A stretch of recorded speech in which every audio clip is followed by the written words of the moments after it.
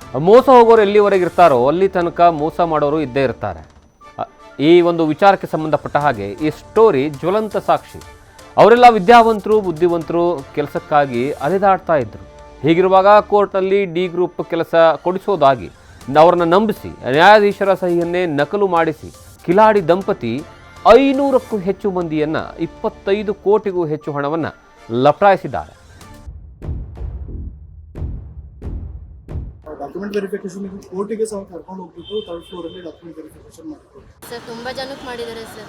ಅಲ್ಲೇ ನಾವು ಗೋಕುಲಂ ಗ್ರ್ಯಾಂಡ್ ಹೋಟೆಲ್ಗೆ ಹೋದಾಗಲೇ ಒಂದು ದಿವಸಕ್ಕೆ 300-400 ಜನ ಬಂದಿದ್ರು ಸರ್. ನಮ್ಮ ಜುಡಿಷಿಯರಿ ಹೆಸರು ಹೇಳ್ಕೊಂಡು ಇವರೆಲ್ಲರನ್ನೂ ಸುಮಾರು ಅರೌಂಡ್ 90ರಿಂದ 100 ಕೋಟಿ ಅಕ್ರಮವನ್ನು ಜನಗಳ ಹತ್ರ ದುಡ್ಡನ್ನು ವಸೂಲಿ ಮಾಡಿದ್ದಾರೆ.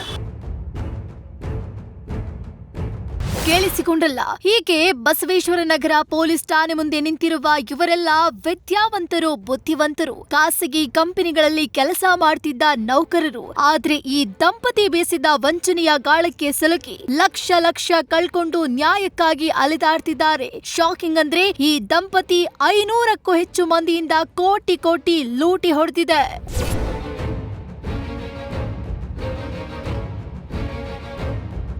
ಹೆಸರು ಜೈಸನ್ ಡಿಸೋಜಾ ಮತ್ತು ಲವೀನಾ. ಇಬ್ರು ಗಂಡ ಹೆಂಡತಿ. ಆದ್ರೆ ಕೋರ್ಟ್ ನಲ್ಲಿ ಕೆಲಸ ಕೊಡಿಸೋದಾಗಿ ಬಣ್ಣದ ಮಾತುಗಳಿಂದ ನ್ಯಾಯಾಧೀಶರ ಸಹಿಯನ್ನೇ ನಕಲು ಮಾಡಿ ನಂಬಿಸಿ ಸುಮಾರು 500ಕ್ಕೂ ಹೆಚ್ಚು ಜನರಿಂದ ಕೋಟಿ ಲೂಟಿ ಹೊಡೆದು ಈಗ ಸಿಸಿಬಿ ಕೈಯಲ್ಲಿ ತಗ್ಲಾಕೊಂಡಿದ್ದಾರೆ.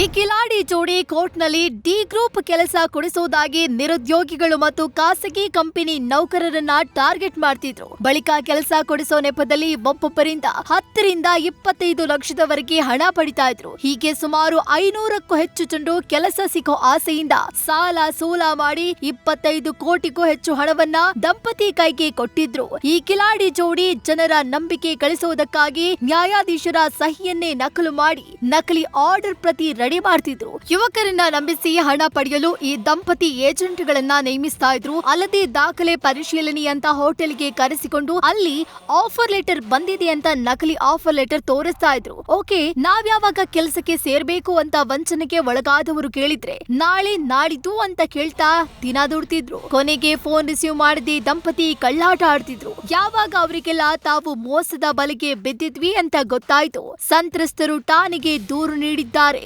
ಅದರಂತೆ ಇದೀಗ ಜೈಸನ್ ಡಿಸೋಜಾ ಮತ್ತು ಲವೀನಳನ್ನ ಬಂಧಿಸಿ ಸಿಸಿಬಿ ವಿಚಾರಣೆ ನಡೆಸಿದೆ. ಪ್ರೈವೇಟ್ ಹೋಟೆಲಲ್ಲಿ ಕರ್ಕೊಂಡೋಗಿ ನಮಗೆ ಕನ್ಫರ್ಮೇಷನ್ ಆರ್ಡರ್ ಕಾಪಿ ಎಲ್ಲ ತೋರಿಸಿದ್ರು ಸರ್.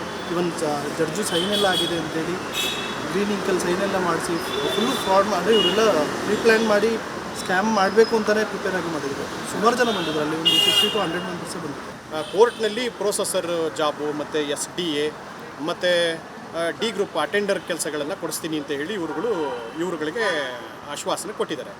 ಆ ಆಶ್ವಾಸನೆ ಪ್ರಕಾರ ಏನಂತಂದರೆ ಒಬ್ಬೊಬ್ಬರಿಂದ ಮಿನಿಮಮ್ 10 ಲಕ್ಷದಿಂದ ಸ್ಟಾರ್ಟ್ ಆದರೆ 26.5 ಲಕ್ಷ ಕೊಟ್ಟಿರೋರು ಇಲ್ಲಿ ನಮ್ಮ ಜೊತೆಯಲ್ಲಿ ಇದ್ದಾರೆ. ಈಗ ಯಾರಾದ್ರೂ ಫೋನ್ ಮಾಡಿ ಈ ಥರ ಹಿಂಗಿದೆಯಲ್ಲ ಅಮೌಂಟನ್ನು ನನಗೆ ಯಾವಾಗ ಸೆಟ್ಲ್ ಮಾಡ್ತೀರಾ ಅಂದರೆ ನೀವು CCBನಲ್ಲಿ ಕಂಪ್ಲೇಂಟ್ ಕೊಡಿರಿ, CCBನಲ್ಲಿ ಕಂಪ್ಲೇಂಟ್ ಕೊಡಿ, ಅಲ್ಲಿ ನಿಮಗೆ ಅಮೌಂಟ್ ತಗೊಳ್ಳಿರಂತೆ ನೀವು ಅಂತ ಹೇಳ್ತಾನೆ. ಅಂದರೆ ಅರ್ಥ ಏನು? CCBನಲ್ಲಿ ಕಂಪ್ಲೇಂಟ್ ಕೊಡಿ ಅಂತ ಹೇಳಿದ್ರೆ CCB ಅಷ್ಟು ಈಸಿಯಾಗಿದೆಯಾ ಇವರಿಗೆ?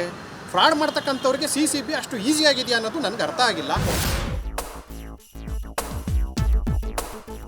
ಇದಿಷ್ಟೇ ಅಲ್ಲ, ಈ ಜೈಸನ್ ಮತ್ತು ಲವೀನಾ ದಂಪತಿ ಈ ಹಿಂದೆ ಕೂಡ ಸರ್ಕಾರಿ ಕೆಲಸ ಕೊಡಿಸೋದಾಗಿ ವಂಚಿಸಿ 2024ರಲ್ಲಿ ಬಂಧನಕ್ಕೆ ಒಳಗಾಗಿ ರಿಲೀಸ್ ಆಗಿದ್ರು. ಜೈಲಿನಿಂದ ಬಿಡುಗಡೆಯಾದ ಬಳಿಕ ಮತ್ತದೇ ಕೆಲಸ ಮಾಡಿ ಇದೀಗ ತಗ್ಲಾಕೊಂಡಿದ್ದಾರೆ.